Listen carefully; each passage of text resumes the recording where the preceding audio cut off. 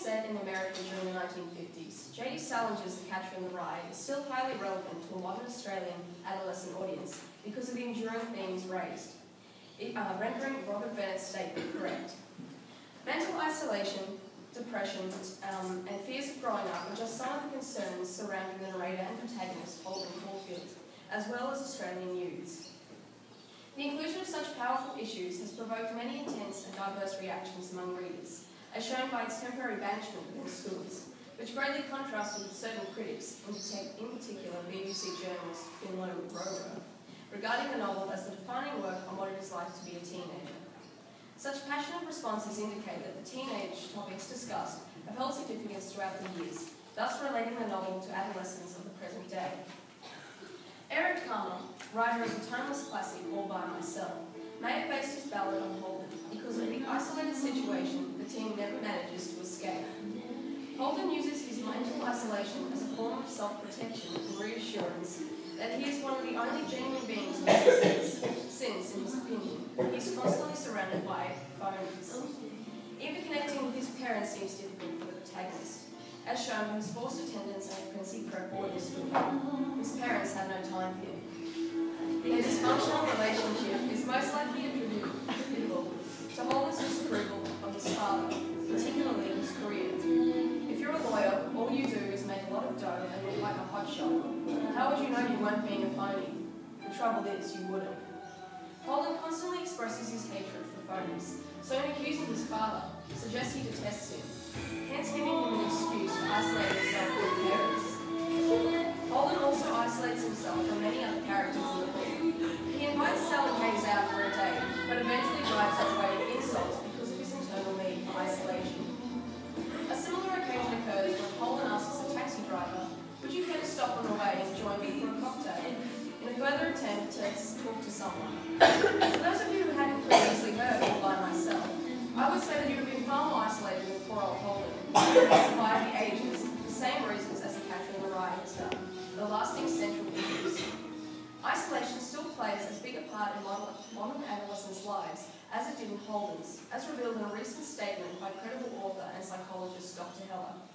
The central issue is isolation. Teens are isolated from family and community. The clear similarity between the central character and many of today's youths, accompanied by the diversity of viewers' reactions, involves the audience and provides a vital connection that may have been absent from their alienated lives, thus asserting the suitability of The Catcher in the Rye for adolescent readers.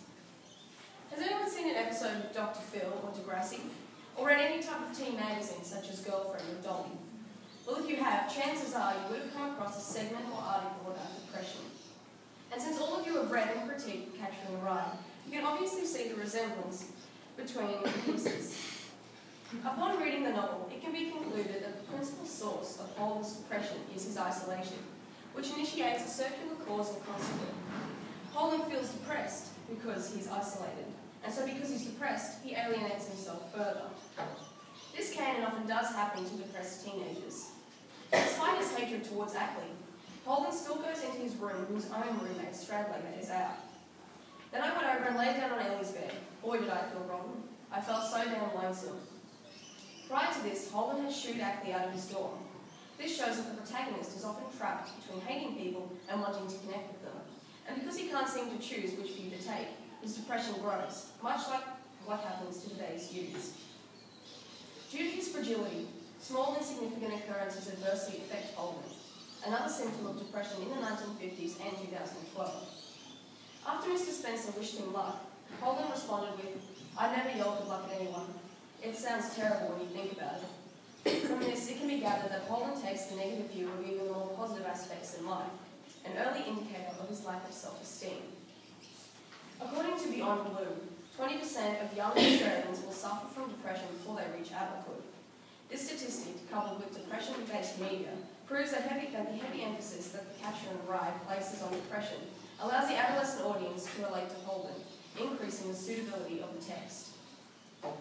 While only some of us have truly felt isolated or depressed, almost all of us are concerned about what will lie ahead as we grow older. Rather than admit he is fearful of change, Holden elects to reside in a fantasy so that he can say he does not wish to become a phony. Only when certain changes occur does he confess his true fears, one of which is sexual awakening. Sex is something I just don't understand.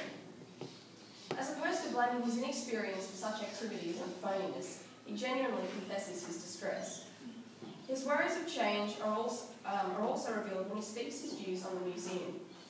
The best thing thought in that museum was that everything always stayed right where it was. Nobody would be different. The only thing that would change would be you. The title of the novel also explains Holden's fears. He imagines childhood as a paradisical field of rye in which children play.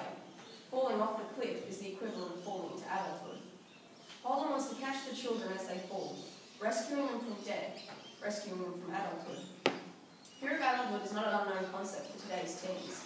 The latest adaptation of the famous fairy tale about a boy who didn't want to grow up, that is Peter Pan, was produced in 2003, proving the relevance of the issue in the 21st century. Even a modern common psychological disorder, which classifies those who mentally refuse to grow up, is nicknamed Peter Pan syndrome. Growing up is still a fear for many adolescents due to the number of radical changes that occur, and so countless youths are able to connect with the primary character, further demonstrating the novel's relevance. From experiencing isolation and depression to fearing the challenges of growing up, modern-day adolescents can relate to Holden and confide in the novel, since everyone has at least felt a little alone. The lasting issues discussed within the novel substantiate the relevance of The Catcher in the Rye to Australian teenagers in 2012.